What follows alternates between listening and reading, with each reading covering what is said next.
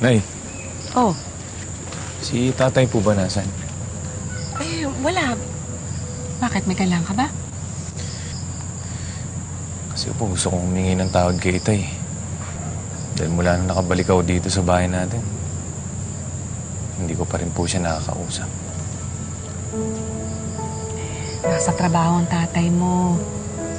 Doble kahit siya ngayon kasi medyo malaki-laki yung nabali niya sa amo niya.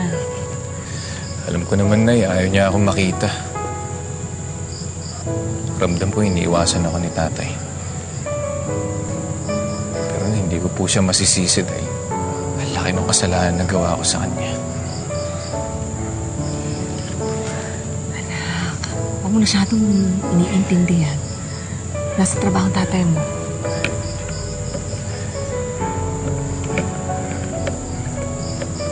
Nay, parang ang dami yata natin lulutuin. Meron kasing kailangan bayaran si Randy sa eskwelahan eh. Kapag hindi siya nakabayad, hindi siya makaka-exam.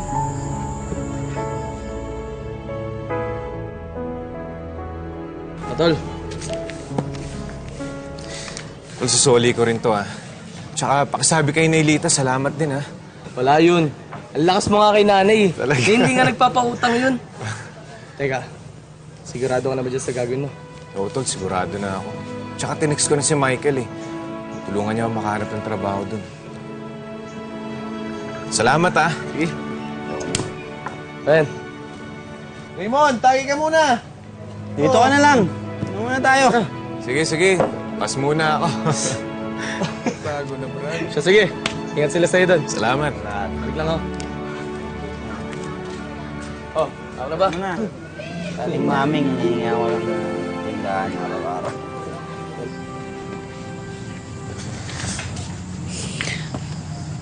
Aalis ka. Sino naman makakasama ko dito sa bahay?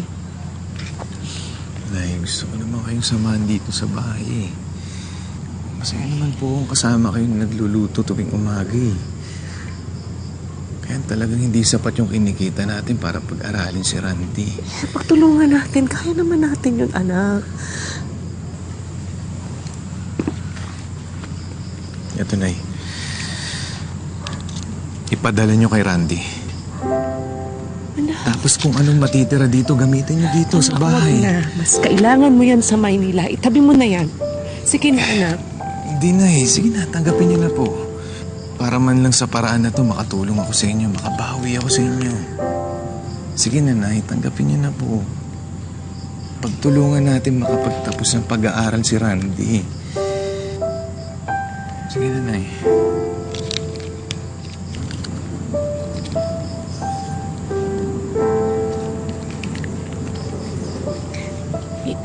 Ingatan mo sarili mo doon, ha? Huwag mababayaan ang sarili mo, anak. Opo, Nay.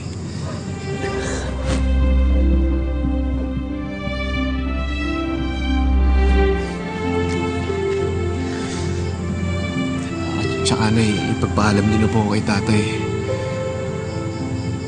Sana po mapatawad niya ako.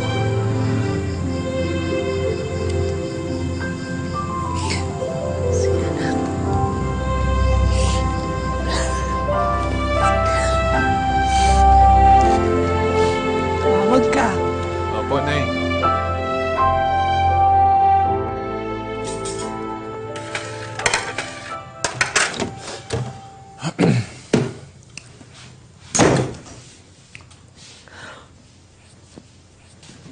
Akala ko ba bukas ka pa darating? Ano nangyayari sa'yo? Bigyan mo na naman kaloka yung anak mo, no? Ano si Raymond?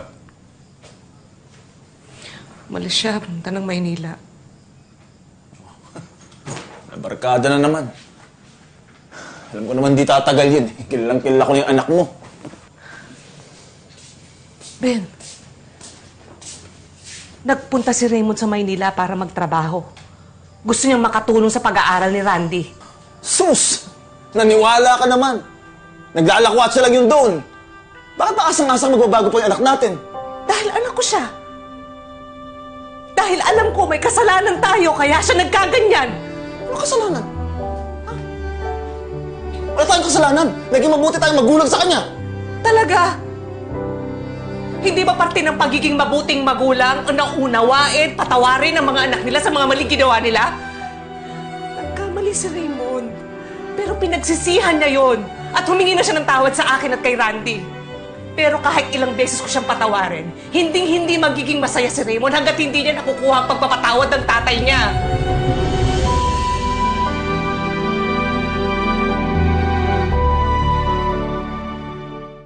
Sa tulong ng kaibigan, nakapasok naman na service crew si Raymond.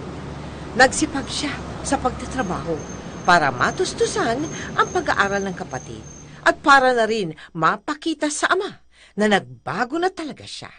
Sa wakas, dumating ang panahon na pinaka-aasam niya. Thank you po.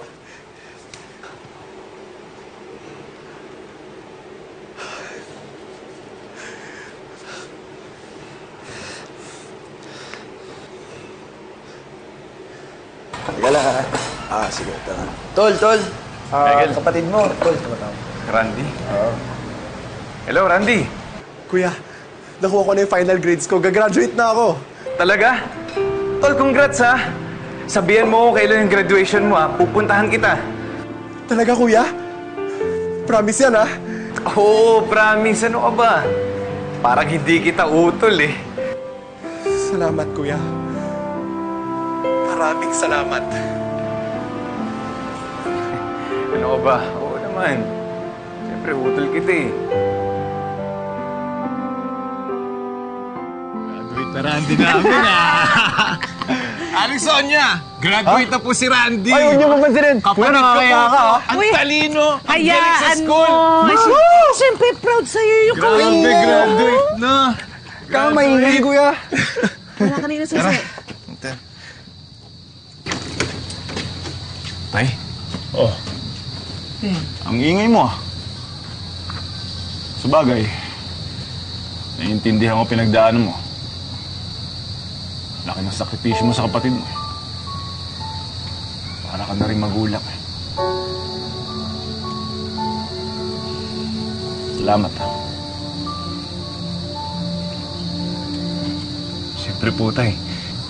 Para sa kapatid ko po yun eh. Hindi lang yun. Hinding naiintindihan mo ako. Pasensya ka na sa tatay mo, anak.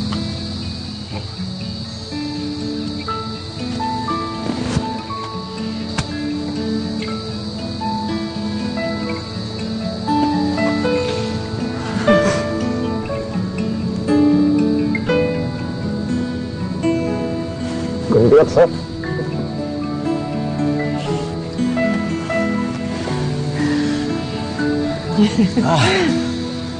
Salamat.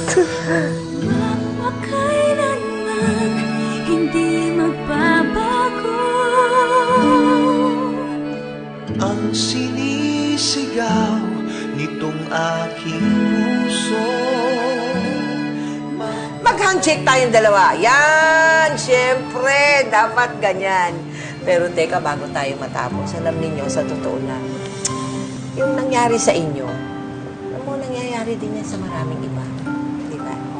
Maganda sigurong, ano kayo maiiwan nating mensahe? Ito sa mga kapatid na kasalukuyang nasa ganyang sitwasyon. Noon, yung sitwasyon ninyo noon. Sa mga magkapatid na lagi nag-aaway, bangayan ng bangayan, daan nyo na lang yan sa mabuting usapan. Huwag nyo nang hintayin na mapunta pa sa malagim na trahedya. Right. Kasi masakit yung mangyayari pag nangyari. Yung magulang may masasaktan sa mga ganong ginagawa.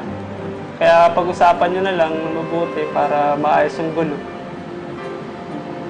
Ikaw? Hindi nyo kailangan magsakitan kasi pwede naman kayo mag-usap, magbigayan. Kung may pinagtatalunan, dapat pag-usapan ng mas maayos. Magplano kayo kung ano yung mas maganda para sa kinabukasan, lalo na yung sa mga nakakatanda. Kasi pagdating ng panahon, kayo yung dapat natutulong doon sa mga mas nakakabata sa inyo. Ay, ang ganda naman ang kwento ninyo. Congratulations.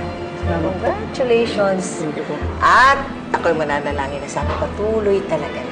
At lalong lumalim, lalong maging matibay ang pagmamahal ninyo. Thank you very much, ha? Salamat. Salamat po.